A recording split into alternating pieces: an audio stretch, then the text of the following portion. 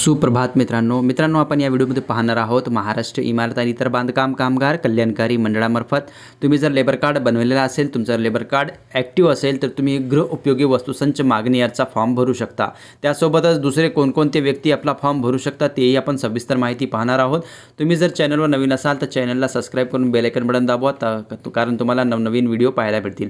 तर महाराष्ट्र इमारत इतर बांधकाम कामगार कल्याणकारी मंडळामार्फत तुम्ही जर रजिस्ट्रेशन केला असेल, तुमचा लेबर कार्ड असेल आणि लेबर कार्डची जी स्थिती आहे ते ॲक्टिव्ह असेल तर तुम्हाला ही गृह उपयोगी वस्तुसंच मागणी याचा फॉर्म भरता येतो। सध्या आपण गृह उपयोगी वस्तुसंच मागणी याच्या वेबसाईटवर आलो आहोत। इथे तुम्ही पाहू शकता यापूर्वी अपॉइंटमेंट घेतली असल्यास अपॉइंटमेंट प्रिंट करण्यासाठी येथे क्लिक करून तुम्ही नवीन प्रिंट घेऊ शकता आणि त्याचबरोबर नवीन अपॉइंटमेंट घेण्यासाठी तुमचा नोंदणी क्रमांक खालील BOCW कामगार नोंदणी क्रमांक मध्ये टाकावा। तर इथं आपण कामगार नोंदणी क्रमांक टाकलेला आहे। त्याच्यानंतर सेंड OTP वरती क्लिक करू। जसं सेंड OTP वर क्लिक केल्यानंतर तुम्हाला असा एरर पाहायला मिळेल, the worker subscription is inactive. याचा अर्थ काय होतो मित्रांनो, तर जे बांधकाम कामगार आहेत ज्यांची प्रोफाईल इनॲक्टिव्ह आहे म्हणजे त्यांचा फॉर्म रिन्यूअलला आलेला आहे त्यांना अशा प्रकारचा एरर पाहायला मिळेल, the worker subscription is inactive. तुमची जर प्रोफाईल इनॲक्टिव्ह असेल आणि तुमचा जर फॉर्म रिन्यूअलला आलेला असेल तर तुम्हाला गृह उपयोगी वस्तुसंच मागणी याचा अपॉइंटमेंट घेता येणार नाही। तुम्हाला याच्याबद्दल काय करावं लागेल, तुमचं जे लेबर कार्ड आहे त्या प्रोफाईलला रिन्यूअल करावं लागेल।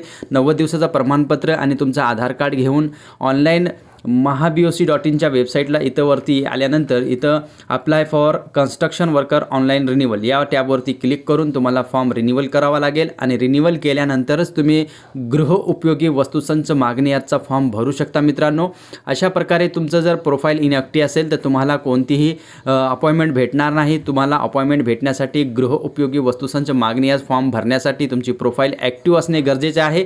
तर मित्रांनो, सध्या वेबसाईट प्रॉपरली काम करत नाही आहे। तुम्हाला इथं वारंवार चेक करायचं आहे। तुमचं जर इथं असं इंटरफेस तुम्हाला व्हाईट बॅकग्राऊंड दिसेल, हे थोडंसं नेटचा प्रॉब्लेम नाही तर हे वेबसाईटचा प्रॉब्लेम आहे। इथं आपण हे पाहू शकता अशा प्रकारचा इंटरफेस येत आहे। तर तुम्हाला वारंवार इथं चेक करायचं आहे। जेव्हा तुमचं फॉर्म इथं लॉग इन होईल त्यानंतर तुम्हाला सर्व माहिती भरून रिन्यूअल करून घ्यायचं आहे। त्याच्यानंतर गृह उपयोगी वस्तुसंच मागणी याचा तुम्ही फॉर्म भरण्यासाठी या वेबसाईटवरती यायचं आहे। HIKIT महाBOC अपॉइंटमेंट यावर आल्यानंतर असा इंटरफेस दिसेल। पहिल्या वेबसाईटवरती क्लिक करायचं आहे, गृह उपयोगी वस्तुसंच मागणी अर्ज याच्यावर क्लिक केल्यानंतर तुम्हाला असा इंटरफेस दिसेल। मित्रांनो, थोडासा वेट करा।